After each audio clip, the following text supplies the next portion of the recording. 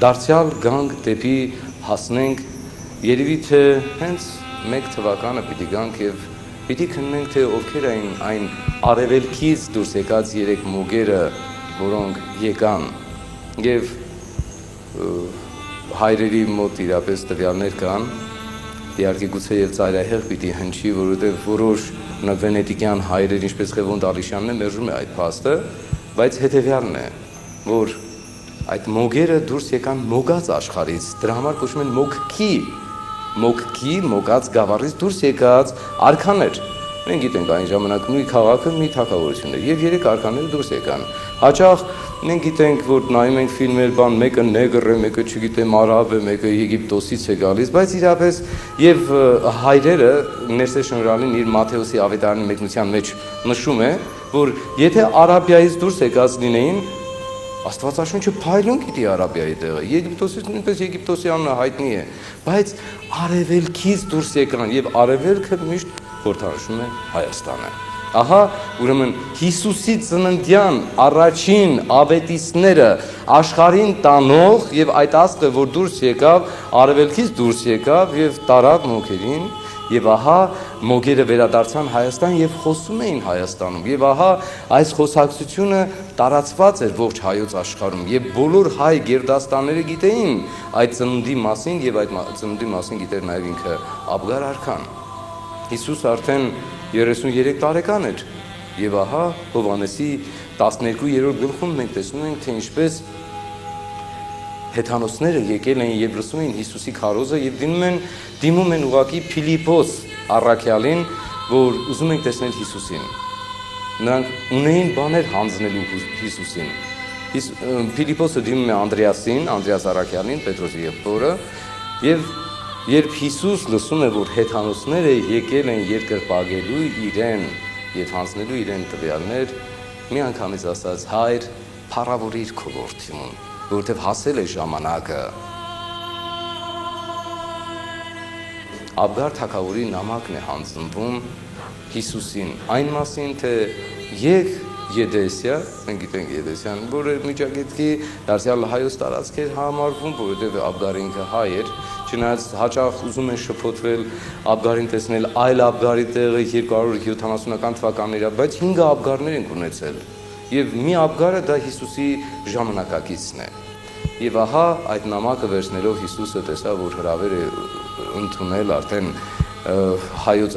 արքայի կողմից, ինքը մի անգամից գրում է, որ իր մեսիան, իր առաքելությունը նա պիտի կատարի իր ազգի մեջ եւ ասում է երան նրան, որ չտեսավ եւ հավատաց։ Այս խոսքերը կոնկրետ վերաբերում է հայ ազգին։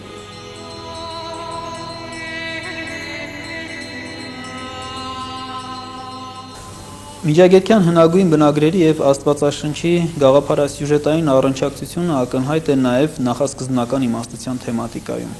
Ինչպես Աստվածաշնչյան Եդեմի պատմության մեջ բարու եւ չարի իմացության ծառը գտնվում էր հայկական լեռնաշխարհում, Եդեմի կենտրոնում, այնպես էլ իմաստությունը հին միջագետքյան աշխարհընկալումներում կապվում է հայկական լեռնաշխարհի հետ։ Հենց այն, որ իմաստնագույնը աստվածներից հայը աստվածը պաշտվում էր եւ նրա պաշտամունքը կապվում էր հայկական լեռնաշխարհի հետ եւ նա մեր անվանադիր աստվածությունն է, իսկ նրա որդին Հայկ Նահապետը մեր անվանադիր նախնին, արդեն իսկ դրա խոսուն վկայությունն է։ Բացի դրանից կան մի շարք ուրիշ հետաքրքիր տեղեկություններ։ Հայա աստվածը մարդկանց լուսավորելու համար, իմաստությամբ օժտելու համար իր տարածքում տեղավորեց 7 իմաստունների, որոնք պիտի սովորեցնեին մարդկությանը գիտելիքներ։ Բացի այդ, այն տարածքը հարալի կամ արալի երկիրը, որտեղ հայա Աստծո կողմից կավից Աստծո պատկերով եւ նմանությամբ ստեղծվեց մարդը, այդ տարածքը դարձավ քաղաքակրթության իմպուլսներ հաղորդող մի շրջան, եւ այդ մասին վկայում են հենց շումերական աղբյուրները, դա քաղաքակրթության բնորանն է։ Բացի այդ,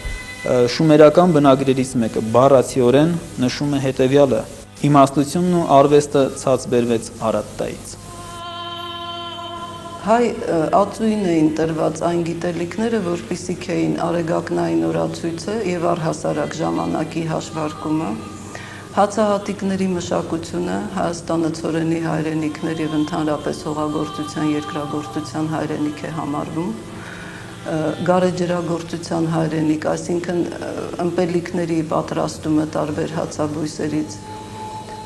մարտակարգի հայրենիք, որպես երկաթամշակման շատ հին վաղնջական կենտրոն։ Հարությունից հետո 43-րդ օրը մենք գիտենք, որ Հիսուս համբարձվավ երկինք եւ պատվեր տվեց, որ գնացեք եւ սպասեք, որ պիտի գա Սուրբ Հոգին։ Ահա առաքյալները միասին, միասիրտ եւ միախորհուրդ, այսպես են նշում Փաստորեն Ղուկաս ավետարանչի գործ առաքելոցում, սպասում են Աստվածամոր հետ միասին աղոթքներով վերնատան մեջ։ Եվ ահա մենք գիտենք լսում է այդ ձայնը, ինչպես է ուրեմն հողմի նման գործվում եւ ինչպես կրակի լեզուների նման Սուրբ Հոգին թարում է, կանգնում է ամեն առաքյալի վրա։ Եվ նրանք սկսում են լեզուներ խոսել։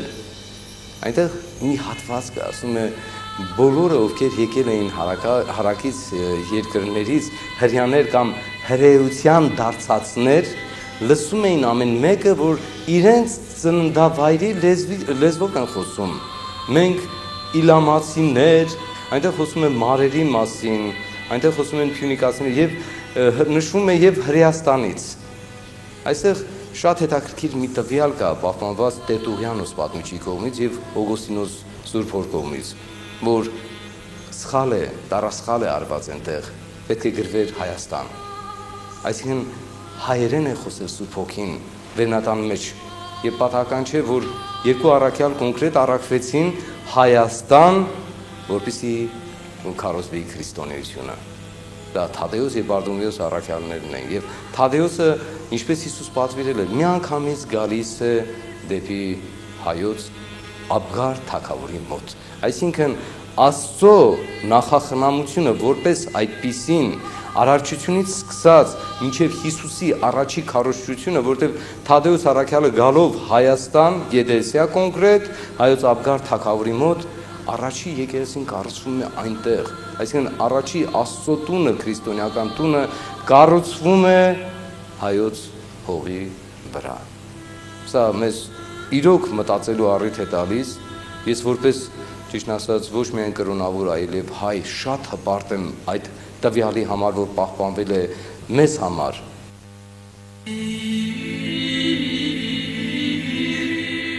Իմի բերելով հին առաջավոր ասիական բնագրերի հաղորդումները, այդ թվում նաև աստվածաշնչյան տեղեկությունները, տեսնում ենք, որ հայկական լեռնաշխարհը հնագույն պատկերացումներում հանդես է գալիս որպես սրբազան մի տարածք, որտեղ նախապես բնակվել են աստվածները,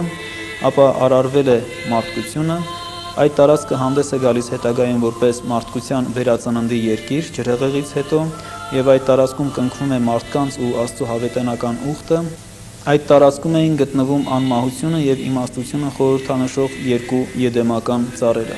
Ինչու է այսպես։ Ինչու է հայկական լեռնաշխարհը շրջակա մի շարք ժողովուրդների համար հանդես գալի որպես սրբազնագույն տարածք։ Սրանք թեմաներ են, որոնց շուրջ արժե որ մտածի մեզանից ամենք։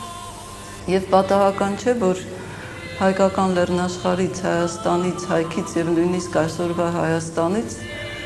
հայ ազգը անընդհատ գնում է աշխարհի տարբեր ծագերը, տարբեր կողմերը եւ իր հետ տանում է մշակույթ, իր հետ տանում է գիտելիք, իր հետ տանում է արարչագործություն, իր հետ տանում է ստեղծման եւ արարման մեծագույն ավանդույթներ, որը մեր ժողովրդի համար բազում հազարամյակների խորքից եկող գիտելիք է, խորքից եկող զգացողություն է, աշխարհ ընկալում է եւ ապրելու կերպ է։ Եվ ուզեին նաև հիշել այստեղ մեր 14-րդ դարի սրբի Գրիգոր Տաթևացու հայոց մասին առանձին տվյալները, որ ինքը թողնում է։ Վկայաբերում է Հիսուսի մի խոսքը, թե մարդու որդու գալուստը չի լինելու ծածուկ, այլ ինչպես փայլակը, որ կփայլատակի արևելքից մինչև արևմուտք, այդպես կլինի մարդու որդու գալուստը։ Այսինքն Հիսուսի երկրորդ գալուստը դարձյալ արևելքից է։ Եվ կրկնում եմ, Աստվածաշնչում արևել բառը մատնանշում է հայոց աշխարհը։ Եվ սա իմ եզրակացությունները չի քավլիցի, սա իրապես դարերով խոսվել է եւ ոչ միայն հայ եկեղեցու հայրերի կողմից, այլև օտարները վկայել են այդ մասին, որ նկատելով, թե ինչպես Հայաստանը վերջին արևելյան պետությունն է, Հայաստանից հետո մահմեդականությունն է սկսում եւ այլակրոնություն։ եթե նայում ենք։ Եվ փաստորեն այստեղ քրիստոնեությունը պիտի իր վերջնակետը գտնի, իր սկիզբը Տիրոջ երկրորդ գալստյան, այսինքն մենք եթե այսպես նայենք, նույնիսկ պիտի եզրակացնենք, եթե կենասառը դրախտում էր խաչանման տնկած, ապա Տիրոջ երկրորդ գալստի նշանը, խաչը նույնպես երևա պիտի հայոց աշխարհում